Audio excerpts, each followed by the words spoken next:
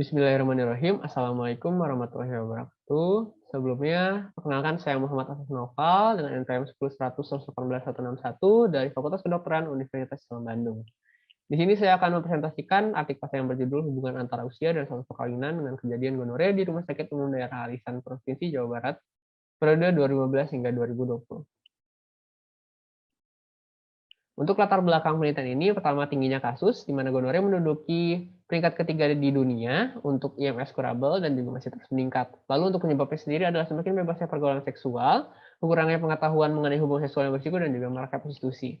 Lalu laporan yang belum tercatat lengkap Indonesia, dikarenakan berbeda dengan laporan HIV yang ada di Indonesia sudah tercatat lengkap. Untuk laporan IMS dan HIV di Indonesia ini masih belum tercatat lengkap dikarenakan belum diharuskan bagi praktisi untuk melaporkan kepada dinas kesehatan dan juga lakukan sendiri.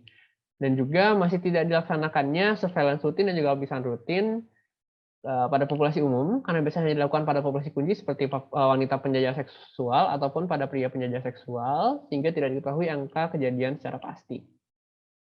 Mengapa di RSUD Alisan? Pertama, masih kurangnya data, dan juga data insidensi gonorrea di Kota Bandung ini masih sedikit. Lalu penelitian sebelumnya pernah dilaksanakan pada periode 2012 hingga 2014 dengan jumlah 25 kasus. Lalu untuk penelitian ini sendiri masih sedikit dilakukan di Indonesia.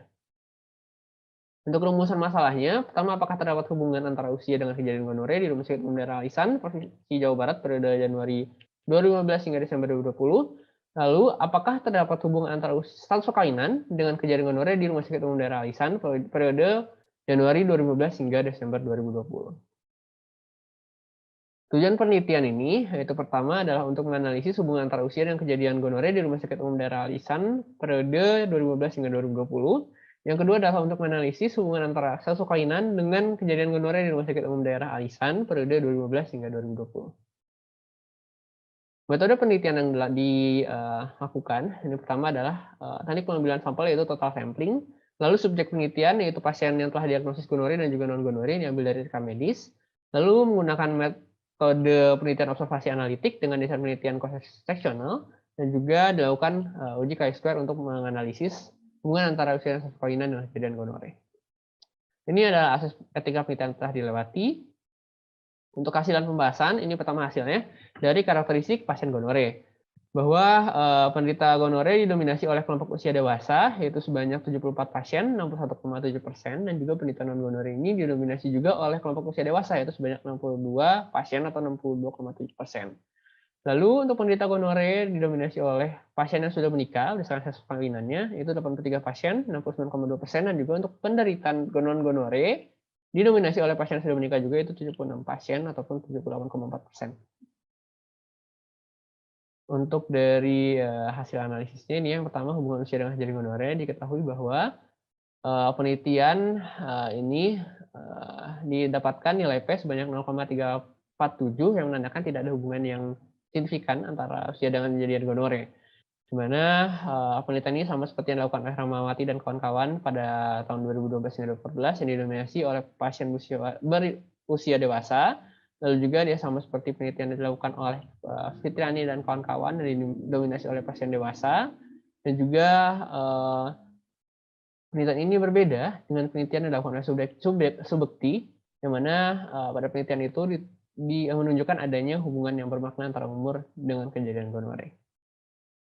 Lalu mengenai hubungan status perkawinan dengan kejadian gonorrea, pada penelitian ini menunjukkan tidak adanya hubungan yang bermakna antara status perkawinan dengan kejadian gonorrea dan ditemukannya nilai P sebanyak 0,129. Sama seperti penelitian yang dilakukan oleh Subekti yang menunjukkan tidak adanya hubungan antara status perkawinan dengan kejadian gonorrea. Lalu juga sama seperti penelitian yang dilakukan oleh Subekti juga bahwa responden terbanyak itu adalah pasien yang sudah menikah, dan juga sama seperti penelitian yang dilakukan oleh Wijanti dan kawan-kawan yang menunjukkan bahwa pasien yang sudah menikah itu lebih tinggi dibandingkan para pasien yang belum menikah. Namun berbeda dengan penelitian yang dilakukan oleh Fitriani dan kawan-kawan yang didominasi oleh pasien yang belum menikah, dan juga penelitian di Banjarbaru yang dilakukan oleh Sari dan kawan-kawan yang menunjukkan pasien yang belum menikah itu lebih tinggi. Maka dapat diambil kesimpulan yaitu pertama, tidak terdapat hubungan antara usia dan kejadian gonorrea di Rumah Sakit Umum Daerah Alisan Provinsi Jawa Barat periode 2015 hingga 2020. Dan kesimpulan kedua yaitu tidak terdapat hubungan antara status perkawinan dan kejadian gonorrea di Rumah Sakit Umum Daerah Alisan Provinsi Jawa Barat periode 2015-2020. Mungkin itu saja, mohon maaf apabila ada kesalahan. Wabillahi taufiq wal hidayah. Wassalamualaikum warahmatullahi wabarakatuh. Terima kasih banyak.